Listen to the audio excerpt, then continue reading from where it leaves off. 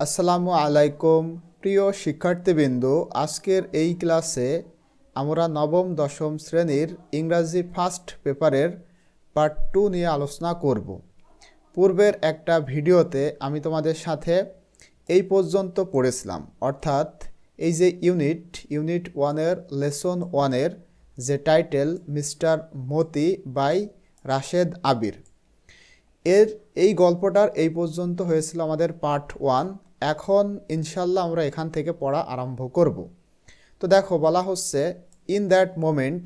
আচ্ছা, এই ভিডিওটি শুরু করার পূর্বে তোমরা কিন্তু প্রত্যেকেই পার্ট 1 দেখে আসবা, না হলে এখান থেকে বোঝা একটু কষ্ট হয়ে যাবে। সুতরাং তোমাদের কাছে অনুরোধ থাকবে, গল্পটা একটু ভালো করে বুঝতে বা বোঝার জন্য তোমরা অবশ্যই পার্ট 1 দেখে আসবা। এবং আমাদের চ্যানেলে যে প্লেলিস্ট রয়েছে, তোমরা যদি প্লেলিস্টে যাও তাহলে কিন্তু প্রতিটা ভিডিও সিরিয়ালি পাবে। এই বইয়ের প্রতিটা ক্লাস ইনশাল্লাহ তোমরা পাবে যদি প্লেলিস্টটা চেক করে থাকো। তো দেখো, ইন দ্যাট মোমেন্ট, সেই মুহূর্তে সোনাভান বুঝতে পারে ইটস নট দ্য ওয়ার, এটা যুদ্ধ না বা যুদ্ধ নয়। কোন মুহূর্তে বলো তো? সোনাভান যখন তার ছেলে অর্থাৎ আমিনকে হেঁটে বাজারে যেতে দেখলো মাথায় ঝুড়ি নিয়ে, তখন সোনাভান বুঝতে পারে এটা আসলে যুদ্ধ না, ইটস দ্য ফাইটিং, এইটা এমন একটা যুদ্ধ, যেটা আমিন ইজ ফ্যাসিনেটেড উইথ, যেই যুদ্ধের সাথে মূলত আমিন ফ্যাসিনেটেড মানে মুগ্ধ, যেটা নিয়ে আমিন খুশি। সেটা কিসের মতো? বলা হচ্ছে লাইক হিজ ডেড ফাদার, তার মৃত বাবার মতো। হি ইজ ক্রেজি, সে পাগল। কিসের জন্য? অ্যাবাউট বুল ফাইটিং মানে ষাঁড়ের সাথে যে তোমার ষাঁড় লড়াই বা মারামারি, সেইটা।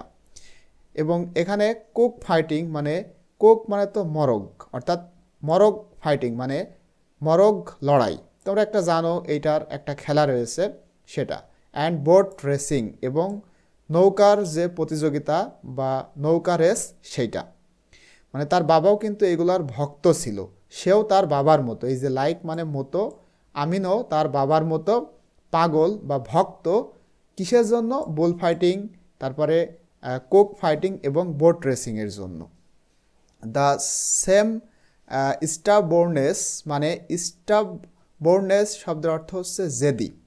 হ্যাঁ, একই জেদ ফ্লোস মানে প্রবাহিত হচ্ছে ইন হিজ ব্লাড, তার রক্তে, অর্থাৎ তার বাবার শরীরে যেমনটা ছিল সেই একই রকম অবস্থা বা একই রকম জেদ বা আগ্রহ তার শরীরেও কিন্তু রয়েছে, অর্থাৎ আমিনের দেহেতে একই প্রবাহ বা একই রক্ত প্রবাহিত হচ্ছে। Once he decides on something, nothing can stop him, একদা বা যখন সে কোনো কিছু করতে ডিসাইড করে অর্থাৎ সিদ্ধান্ত নেয়, নাথিং ক্যান স্টপ হিম, তাহলে কোনো কিছুই তাকে স্টপ বা থামাতে পারে না। মানে আমিন যদি কোনো কিছু করতে সিদ্ধান্ত নেয় তাহলে কোনো কিছুই তাকে সেটা করতে আটকাতে পারে না, ঠিক তার বাবার মতো।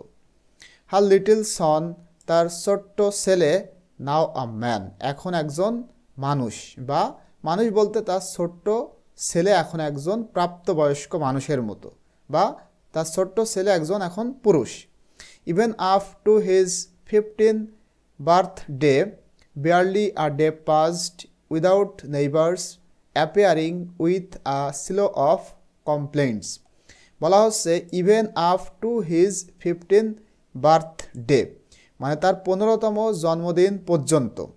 barely a day, এমন একটা দিন পাস্ট অতিবাহিত হয়নি, উইদাউট নেইবার্স অ্যাপেয়ার, যেখানে নেইবার্স মানে প্রতিবেশীরা অ্যাপেয়ার হয়নি, with a slow of complaints মানে অনেকগুলা অভিযোগ নিয়ে তার প্রতিবেশীরা তার কাছে অর্থাৎ তার মায়ের কাছে আসেনি, এমন একটা দিনও পার হয়নি তার 15 বছর পর্যন্ত। এখানে 15 বার্থডে বলতে 15তম জন্মদিন, অর্থাৎ 15 বছর বয়স পর্যন্ত এমন একটা দিনও, এই যে বেয়ারলি মানে একটা দিনও পার হয়নি বললেই চলে, যেখানে প্রতিবেশীরা অভিযোগ নিয়ে আসেনি। তার মানে প্রায় প্রতিদিনই তার মায়ের কাছে তার জন্য অভিযোগ নিয়ে আসতো। সে একটু দুষ্টু প্রকৃতির ছিল, সেইটা বোঝানোর জন্য মূলত এই সেন্টেন্সটা এখানে দেওয়া হয়েছে।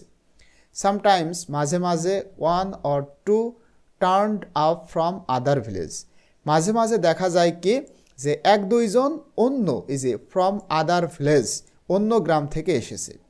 দে পিকড মানে উকি দেওয়া, যারা আসতো অভিযোগ নিয়ে তাদের কথা বলা হচ্ছে। দে পিকড ইনটু দ্য হাউস, তারা বাড়িতে উকি মারত। অ্যান্ড আক্সড এবং প্রশ্ন করত। কি প্রশ্ন?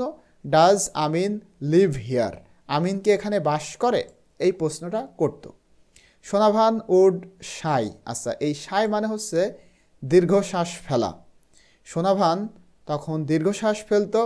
হোয়াট ডিড হি ডু, এবং তারপরে বলতো সে কি করেছে। অর্থাৎ যখন মানুষজন তার বাড়িতে আসতো সোনাভান বুঝতে পারত যে তার ছেলের জন্য অভিযোগ নিয়ে এসেছে, এজন্য সে দীর্ঘশ্বাস ফেলে বলতো কি করেছে। ইয়োর সন, তখন তারা বলতো your son stole my date juice, আচ্ছা ডেট জুস মানে রস, খেজুরের রস। বলতেছে একটা অভিযোগের কথা এখানে বলা হচ্ছে, ইয়োর সন তোমার ছেলে আমার ডেট জুস অর্থাৎ খেজুরের রস চুরি করেছে। এমটিড, আচ্ছা এমটি থেকে এটাকে ভার্ভ করা হয়েছে, এমটিড the juice pots.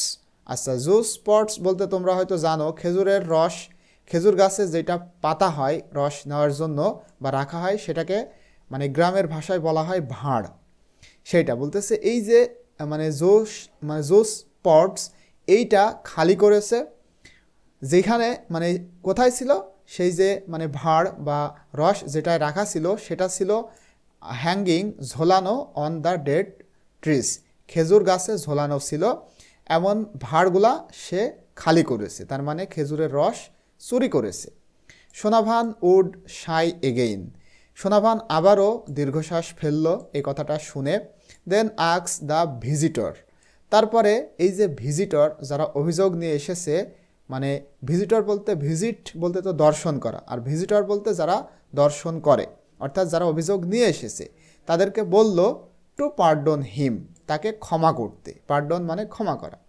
She hated saying that, সে ঘৃণা করে বলল যে she would raise her son alone, she এখানে আছে উড অথবা তোমরা এখানে বলতে পারো হ্যাড, যেহেতু পাস্ট টেন্সে এটা রয়েছে, তার মানে শি হ্যাড রেইজড অথবা হ্যাবও বলা যেতে পারে।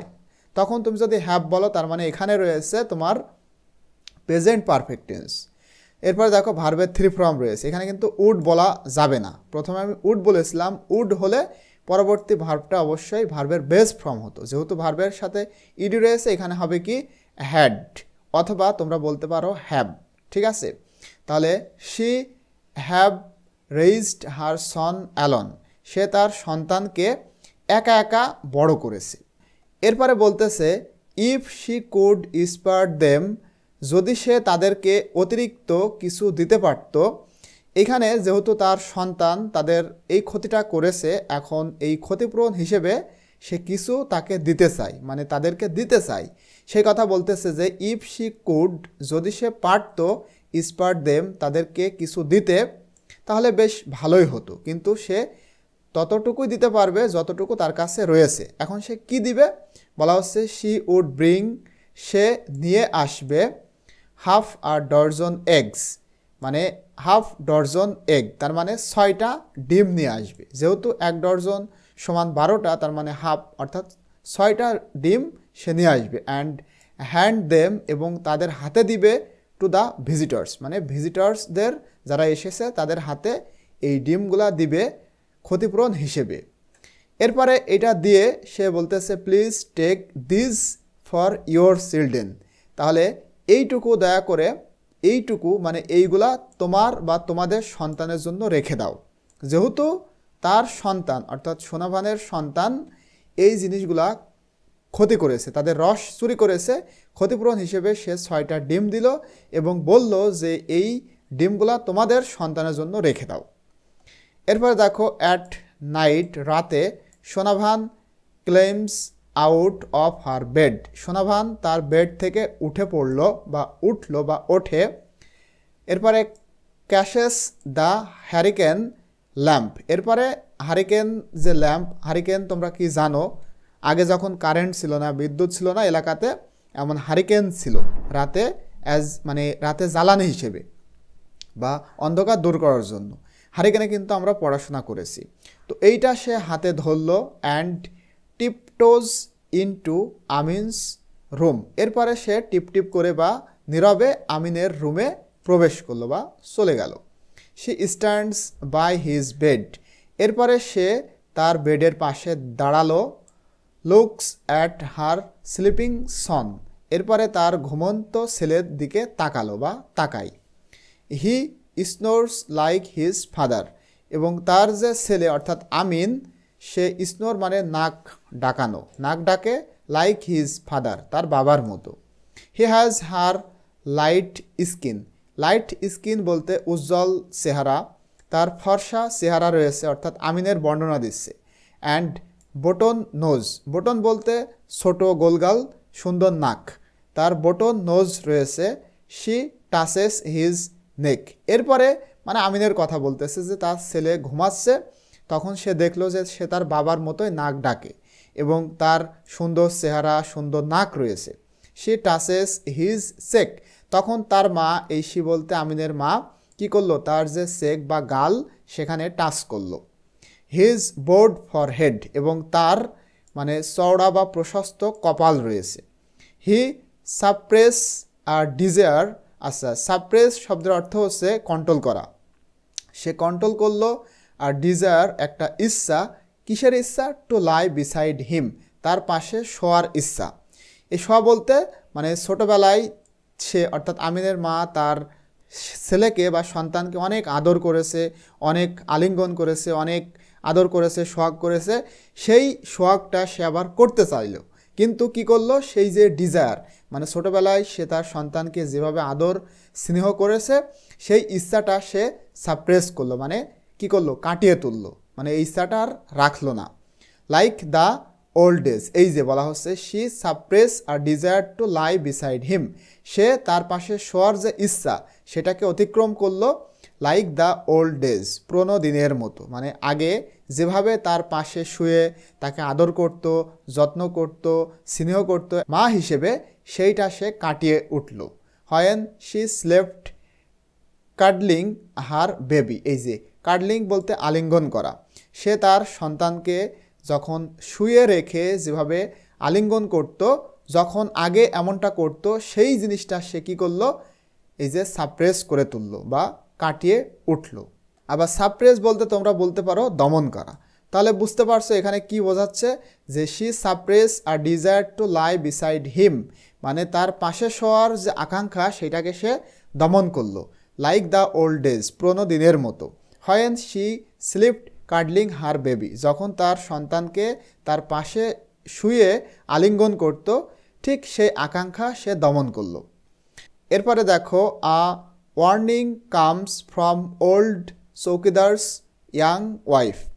এরপরে বলা হচ্ছে আ ওয়ার্নিং, একটা সতর্ক, কামস আসলো, from the chowkidar's young wife, চৌকিদারের মানে যুবতী, ওয়াইফ মানে কি, বউ, চৌকিদারের বউ এর কাছ থেকে, মানে একটা পুরনো চৌকিদারের বউয়ের কাছ থেকে একটা সতর্ক আসলো।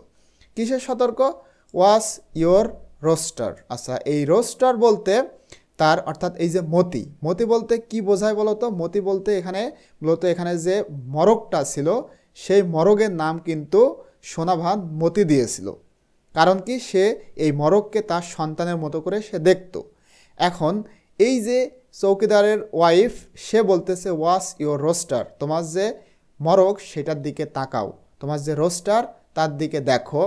শি থ্রেটস, মানে সে হুমকি দিয়ে বলল কথাটা। I don't want him in my house again. তারপরে বলতেছে আমি আর চাই না তাকে দেখতে ইন মাই হাউস এগেইন, আমার বাড়িতে। মনে করো এই সোনাভানের যে মরগ সেইটা এই চৌকিদারের ওয়াইফের বাসায় গিয়েছে, যে মনে করো কোনো কিছু একটা ক্ষতি করেছে কিংবা কিছু খেয়েছে, এই জন্য সে রেগে বলতেছে যে খবরদার আমি যেন আর না দেখি যে তোমার মুরগি আমার বাড়িতে আবার গেছে। ঠিক আছে, এইভাবে বলল। এরপরে if someone touches my বয়। তারপরে দেখো সোনাভান এই কথা শুনে কি বলতেছে if someone touches my boy, যদি কেউ আমার বয়, অর্থাৎ এই যে রোস্টার বলতে সে যেটাকে বোঝালো, তার মানে ওই যে মতি, মিস্টার মতি বলতেছে মতিকে কিন্তু সোনাভান তার সন্তানের মতো দেখত। সেই কথা বলতেছে ইফ সাম ওয়ান, যদি কেউ টাচেস মাই বয়, আমার সন্তানকে অর্থাৎ মিস্টার মতিকে কেউ টাচ করে, মানে কেউ কেউ যদি কিছু বলে বা কিছু করে বা মারে, তাহলে কি করবে? সোনাভান রেসপন্স, সোনাভান এইভাবে কিন্তু উত্তরটা করলো। সোনাভান রেসপন্স উত্তর করলো if someone touches my boy, যদি আমার সন্তানকে কেউ টাচ করে, they will see the consequence, তাহলে এর ফলাফল তারা দেখতে পাবে। তার মানে তার এই যে সন্তান মানে মিস্টার মতিকে কেউ যদি মারে তাহলে এর ফল সে পাবে, এইভাবে সেও বলল, সোনাভানও কথাটা বলল। এরপরে দেখো তোমার কি বলতেছে, শি, এটা কি grounds mister Moti for an enter day. এরপরে যেহেতু একজনের বাড়িতে এই মরকটা গিয়েছিল, এই জন্য শি অর্থাৎ Sonavan grounds Moti for an enter day, একদিনের জন্য তাকে আটকে রাখলো। এই যে গ্রাউন্ড বলতে তাকে চারিদিকে আটকে রাখলো, মানে তাকে ঢেকে রাখলো একদিনের জন্য। ফর অ্যান এন্টার ডে মানে একটা দিনের জন্য। ইট মেক্স হিম স্যাড, এবং এই জিনিসটা যেহেতু একদিনের জন্য মতিকে আটকে রেখেছে, এই জিনিসটা তাকে দুঃখিত করলো। হিজ ফরলন ক্যাপটিভিটি ক্রুসিফাইস হার, এবং এই যে সে কি করলো, তাকে এইভাবে আটকে রাখলো, এই জিনিসটা তাকে একেবারে ক্রুশবিদ্ধ করলো। মানে এই যে সোনাভান সে কিন্তু চাচ্ছিল না যে মিস্টার মতিকে আটকে রাখবে, মানে এই মোরগকে আটকে রাখবে, এটা চাচ্ছিল না, কিন্তু সে নিরুপায় হয়ে তাকে আটকে রাখলো। এই জিনিসটা তাকে একেবারে ক্রুশবিদ্ধ করলো, মানে তাকে একেবারে মনে হচ্ছে তাকে মেরে ফেলেছে। সে চাচ্ছিল না যে তাকে আটকে রাখা হোক। ফরলন বলতে অসহায়, সে অসহায় হয়ে তাকে আটকে রাখলো এবং এই জিনিসটা তাকে ক্রুশবিদ্ধ করলো। এরপরে দেখো শি সেটস হিম লুজ মানে তো ঢিল করা, তার মানে আগলা করা। সে যে আটকে রাখছিল সেটার কথা বলা হচ্ছে যে শি সেটস হিম লুজ, তাকে আগলা করলো দ্য ফলোয়িং ডে, পরবর্তী সকালে। তার মানে একদিন কিন্তু সেইভাবে আটকে রাখছিল। সাম বয়েজ, তারপরে দেখো বলা হচ্ছে সাম বয়েজ, কিছু বালক কাম আসলো অ্যান্ড আক্স সোনাভান, এবং সোনাভানকে বলল টু লেন্ড দেম মতি, তাদেরকে মতিকে ধার দিতে। কেন? ফর কুক ফাইটিং, মরগ লড়াইয়ের জন্য। অ্যাট আ ফেয়ার, একটা মেলায়। দে আর হ্যাপি টু পে, এবং এইটার জন্য যদি সোনাভান এই মতিকে তাদেরকে দেয় ধার হিসেবে, তাহলে এটার জন্য দে আর হ্যাপি টু পে, তারা পে করতে খুশি হবে। তার মানে তারা টাকা দিতে আগ্রহী, তারা এর জন্য টাকা পয়সাও তাকে দিবে। নেভার শি টেলস দেম, সে এই শি বলতে সোনাভান বলতেছে নেভার মানে না, শি টেলস দেম, এই বালকদেরকে সে বলল নেভার মানে সে কখনোই তাদেরকে এই মরককে দেবে না, মানে মিস্টার মতিকে দিবে না। হি ইজ মাই সন, সে আমার সন্তান। মন্ডে ডোনস উইদাউট মতিস ক্রোয়িং, ক্রো মানে তো কাক, আর এইটা বোঝানোর জন্য মতিস ক্রোয়িং বলতে মতির ডাক, তার মানে মরগের যে ডাক সেইটা ছাড়াই মন্ডে সোমবার ভোর হলো। হিজ কোল্ড বডি, তার ঠান্ডা শরীর, is resting on it's right side, তার যে মানে ঠান্ডা শরীর সেটা রেস্ট করতেছে তার ডান দিকে। এই রেস্ট বলতে একেবারে মারা যাওয়া, এখানে বোঝানো হচ্ছে যে তার যে মানে হিজ কোল্ড বডি, এইটা দিয়ে বোঝায় মতি এই মুহূর্তে মারা গেছে। ঠিক আছে, এই যে কোল্ড বডি, তার শরীর ঠান্ডা হয়ে গেছে এবং সেই ঠান্ডা শরীর ইজ রেস্টিং, রেস্ট বলতে একেবারে শান্তিতে থাকা, তার মানে মারা যাওয়া, রেস্ট করতেছে অন ইটস রাইট সাইড, এর ডান দিকে। লেইং এগেনস্ট দ্য বাস্কেট, আগে যেভাবে সে ঝুড়িতে ঘুমাতো বা শুয়ে থাকতো, এখন বাস্কেটের এগেনস্ট বা বাস্কেটের বিপরীতে সে এখন শুয়ে আছে, তার মানে যেহেতু মারা গিয়েছে এখন আর সেটা ঝুড়িতে রাখেনি। আইস ক্লোজড, তার চোখ বন্ধ হয়ে গেছে। হিজ কিংলি হেড ডাউন, এবং তার যে রাজার মতো মাথা সেটা নত হয়ে গেছে, তার মানে একেবারে নুয়ে পড়েছে, মারা গেলে যেমনটা হয় আর কি। এরপরে with Moti's basket in her lap, lap মানে কোল। এখন মতির যে বাস্কেট মানে এই মরকটা যে ঝুড়িতে থাকতো সেইটা সোনাভান কোলে নিয়ে, সোনাভান ইজ মোশনলেস, সে একেবারে স্থিরলেস মানে স্থির হয়ে রয়েছে, সে আর চলতে পারতেছে না, যেহেতু এখন এই বাস্কেটের মধ্যে মতি আর নাই, মতি মারা গেছে। She puts Moti to rest beside her husbands grave. এবার বলা হচ্ছে সে মতিকে রাখলো টু রেস্ট, রেস্ট নেওয়ার জন্য বা কবরের জন্য, কোথায়? বিসাইড হার হাজব্যান্ডস গ্রেভ, তার স্বামীর কবরের পাশে। স্বামীর কবরের পাশে এই মতিকে শান্তির মানে শান্তিতে ঘুম পাড়ানোর জন্য রাখলো। এই রেস্ট বলতে একেবারে ডেথ মানে মৃত্যু, ঠিক আছে, মরণের যে রেস্ট সেইটা। সে আবারও দীর্ঘশ্বাস ফেলল, প্লোডস অ্যাক্রস দ্য এমটি ইয়ার্ড, এবং এই ইয়ার্ড বলতে উঠান, আর এমটি বলতে শূন্য বা ফাঁকা বা খালি, খালি উঠানে সে কি করলো? হাঁটাহাঁটি করলো। প্লোডস বলতে মূলত পদক্ষেপ, খালি উঠানে সে পদক্ষেপ করলো। স্টেপস ইনটু অ্যান এমটি ভেরান্দা, অর্থাৎ বারান্দাতে শূন্য বা খালি বারান্দার দিকে সে গেল।